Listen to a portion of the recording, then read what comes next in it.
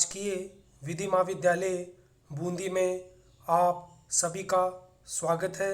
मैं इंद्रचंद कुमाऊत, सहायक आचार्य, राजकीय विधि महाविद्यालय बूंदी।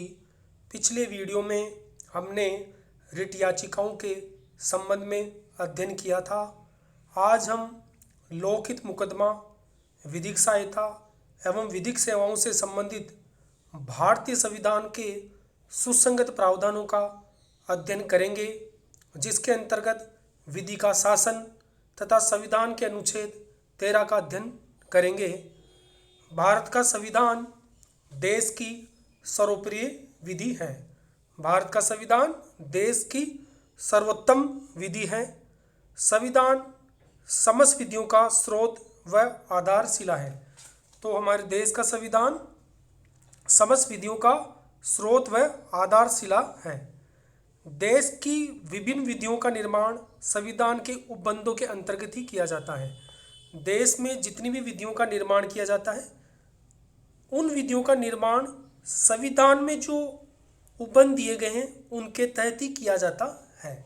संविधानों के उपबंधों को ध्यान में रखकर ही देश की विधियों का निर्माण किया जाता है और ऐसी कोई भी विधि पारित नहीं की जाती जो संविधान के उपबंधों के उल्लंघन स्वरूप है। अतः कोई भी विधि का निर्माण किया जाता है तब उस विधि का निर्माण करते समय संविधान में जो उपबंध दिए गए हैं उनका पालन किया जाना आवश्यक है। भारतीय नागरिक व व्यक्तियों को अनेक मूल अधिकार संविधान के भाग 3 द्वारा प्रत्याभूत किए गए हैं।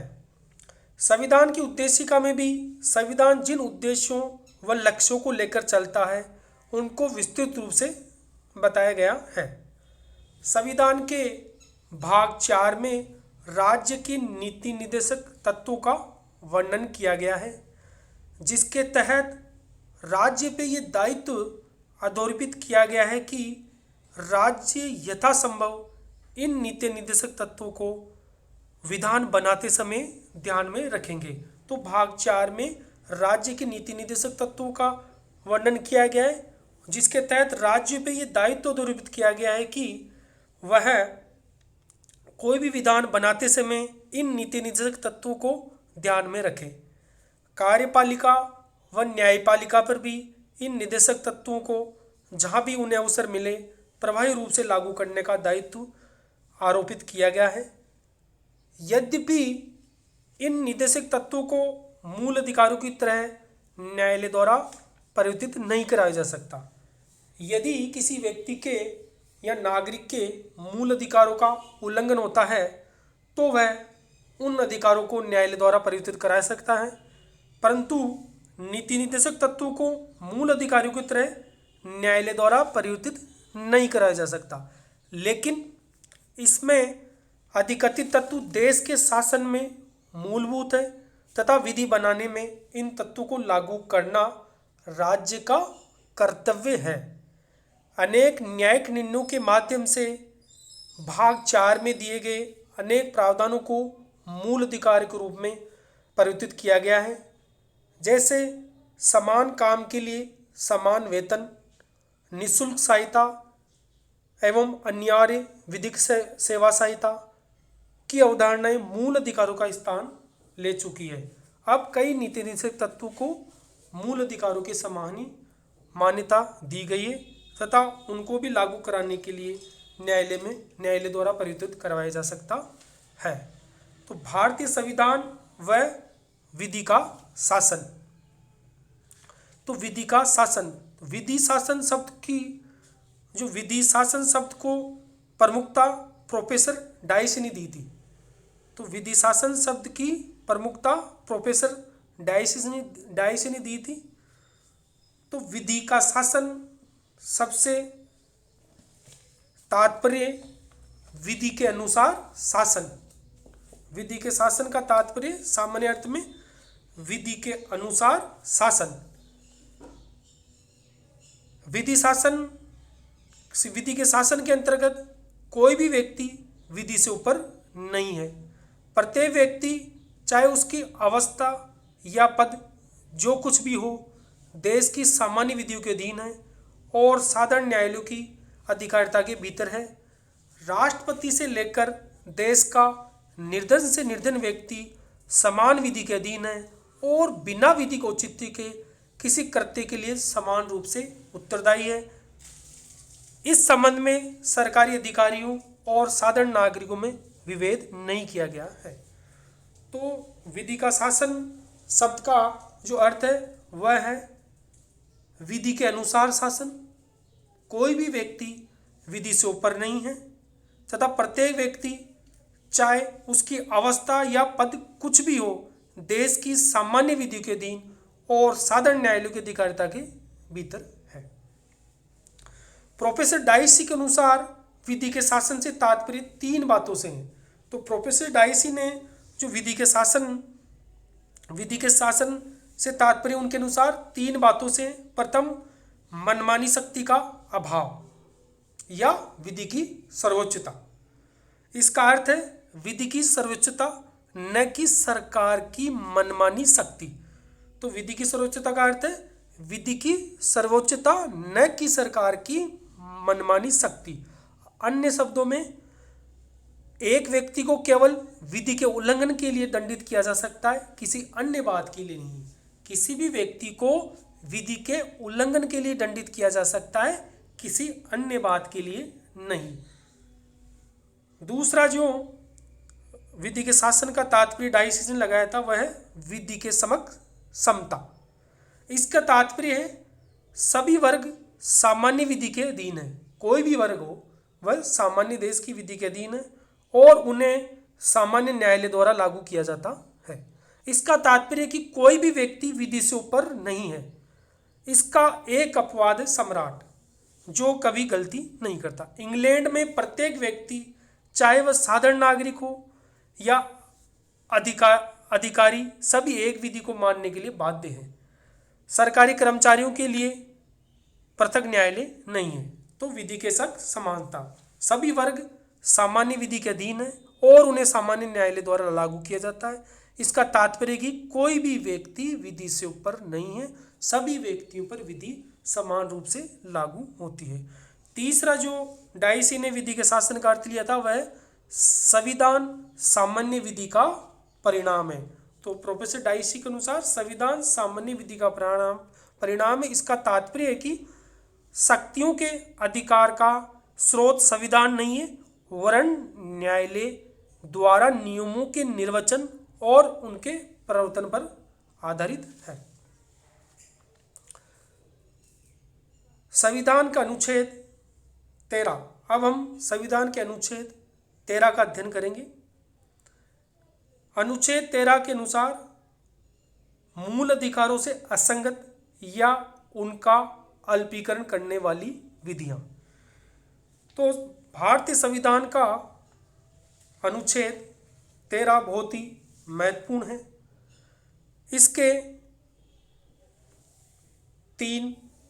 इसको तीन भागों में बांटा गया है।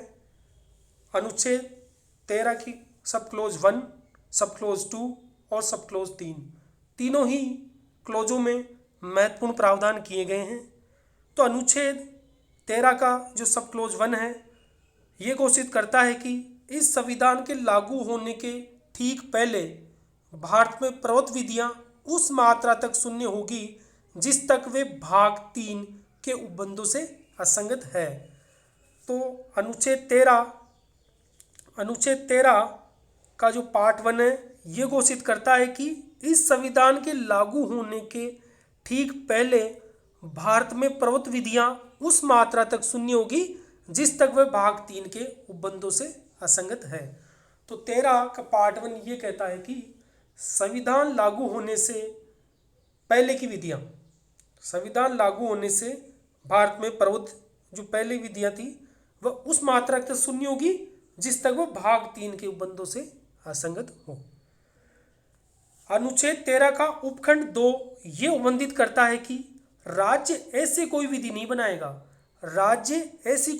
बनाएगा जो भाग 3 द्वारा प्रदत्त मूल अधिकारों को छीनती है या न्यून करती है और ये घोषित करता है कि इस खंड के उल्लंघन में बनाई गई प्रत्येक विधि उल्लंघन की मात्रा तक शून्य होगी। तो 13 का अनुच्छेद 13 का उपखंड 2 ये उपबंधित करता है कि राज्य कोई ऐसी विधि नहीं बनाएगा जो भाग 3 द्वारा प्रदत्त मूल अधिकारों को छीनती है या उनको न्यून करती है,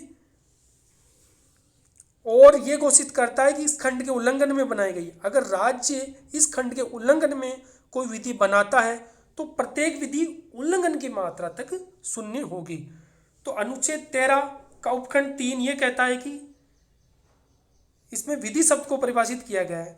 अनुच्छेद 13 के उपखंड 3 के अंतर्गत विधि शब्द को परिभाषित किया गया है, जिसके अंतर्गत भारत में विधि का बल रखने वाला कोई अध्यादेश, आदेश, उपविधि, नियम, उपनियम, अधिसूचना, रूढ़ि एवं प्रथा आती है। तो विधि शब्द के अंतर्गत क्या क्या आता है?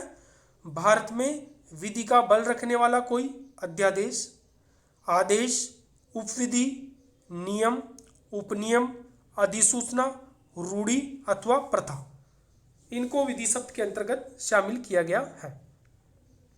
अनुच्छेद 13 मूल अधिकारों का आधार स्तंभ है। ये न्यायालयों को वह शक्ति प्रदान करता है जिसके आधार पर मूल अधिकारों से असंगत विधियों को अवैध घोषित करते हैं। उच्चतम न्यायालय को नागरिकों के मूल अधिकारों का प्रहरी बना देता है। न्यायालयों की इस शक्ति को न्यायिक पूर्वावलोकन की शक्ति भी कहते हैं। तो न्यायालय की जो ये शक्ति है इसको न्यायिक पूर्वावलोकन की शक्ति कहते हैं। तो न्यायिक पूर्वावलोकन की जो शक्ति है संविधान के अनुच्छेद 13 के अंतर्गत न्यायालय को न्यायिक पूर्वावलोकन की शक्ति प्रदान करता है। तो संविधान का अनुच्छेद 13 न्यायालय को न्यायिक पूर्वावलोकन की शक्ति प्रदान करता है। यह शक्ति केवल अनुच्छेद 32 के अंतर्गत उच्चतम न्यायालय को तथा अनुच्छेद 226 के अंतर्गत उच्च न्यायालय को ही प्राप्त है। तो अनुच्छेद 13 के अनुसार जो न्यायिक पूर्वावलोकन की शक्ति है वह केवल अनुच्छेद 32 के अंतर्गत उच्चतम न्यायालय को तथा अनुच्छेद 226 के अंतर्गत उच्च न्यायालय को ही प्राप्त है। इस शक्ति के अधीन उच्चतम न्यायालय एवं उच्च न्यायालय विधानमंडल द्वारा पारित किसी भी अधिनियम को असंवैधानिक घोषित कर सकते हैं तथा उसकी संवैधानिकता के बारे में जांच कर सकते हैं। यदि विधानमंडल द्वारा कोई ऐसा अधिनियम पारित किया जाता है जो भाग 3 के उपबंधों से असंगत है तो न्यायालय, उच्चतम न्यायालय या उच्च न्यायालय उस अधिनियम को असंवैधानिक घोषित कर सकता है। न्यायालय की इस शक्ति को ही न्यायिक पूर्वावलोकन की शक्ति कहते हैं। तो न्यायिक पूर्वावलोकन की शक्ति उच्चतम न्यायालय तथा उच्च न्यायालय की वह शक्ति है जिसके तहत वह विधानमंडल द्वारा पारित विधि की संवैधानिकता के बारे में जांच कर सकता है। यदि विधानमंडल कोई ऐसी विधि पारित करता है जो भाग 3 में जो मूल अधिकार दिए गए हैं उनसे असंगत है तो उस विधि को उच्चतम न्यायालय या उच्च न्यायालय असंवैधानिक घोषित कर सकता है। अनुच्छेद 13 के खंड 1 में एक महत्वपूर्ण सिद्धांत जिसे आच्छादन का सिद्धांत कहते हैं, डॉक्ट्राइन ऑफ एलिप्स। तो अनुच्छेद 13 के खंड 1 में एक महत्वपूर्ण सिद्धांत का उल्लेख किया गया है जिसे आच्छादन के सिद्धांत के नाम से जाना जाता है। और आच्छादन के सिद्धांत को भीखाजी बनाम मध्य प्रदेश राज्य AIR 1955 सुप्रीम कोर्ट, भीखाजी बनाम मध्य प्रदेश राज्य AIR 1955 सुप्रीम कोर्ट के मामले में आच्छादन का सिद्धांत प्रतिपादित किया गया था। तो आच्छादन के सिद्धांत के अनुसार संविधान पूर्व विधियां संविधान लागू होने पर उस मात्रा तक अवैध होगी जिस तक वे मूल अधिकारों से असंगत है। ऐसी विधियां प्रारंभ से शून्य नहीं होती बल्कि अधिकारों के प्रवर्तित हो जाने के कारण वे मृतप्राय हो जाती है और उनका परिवर्तन नहीं कराया जा सकता। ऐसे कानून बिल्कुल लुप्तप्राय नहीं होते, वे केवल मूल अधिकारों से आच्छादित हो जाते हैं और सुस्तावस्था में रहते हैं। संविधान लागू होने के पूर्व के सभी समारोह के लिए उनका अस्तित्व यथावत वैध बना रहता है और ऐसी विधियों के अंतर्गत अर्जित किए गए अधिकारों और दायित्वों को परिवर्तित कराया जा सकता है। तो जो आच्छादन का सिद्धांत ये कहता है कि संविधान पूर्व विधियां संविधान लागू होने पर उस मात्रा तक अवैध होती है जिस तक वह मूल अधिकारों से असंगत होती है और ऐसी विधियां प्रारंभ से शून्य नहीं होती हैं। तो जो भिखाजी बनाम मध्य प्रदेश राज्य के वाद में उच्चतम न्यायालय ने आच्छादन सिद्धांत प्रतिपादित किया गया था। तो इस मामले के तथ्य इस प्रकार से थे कि एक संविधान पूर्व अधिनियम राज्य को मोटर व्यापार को अधिकृत करने की शक्ति प्रदान करता था। अधिनियम जब बना था तब वह विधिमान्य था। जब यह अधिनियम बनाया गया था तो अधिनियम क्या था, विधिमान्य था। किंतु 1950 में जब संविधान लागू हुआ, संविधान लागू होने पर वह शून्य हो गया।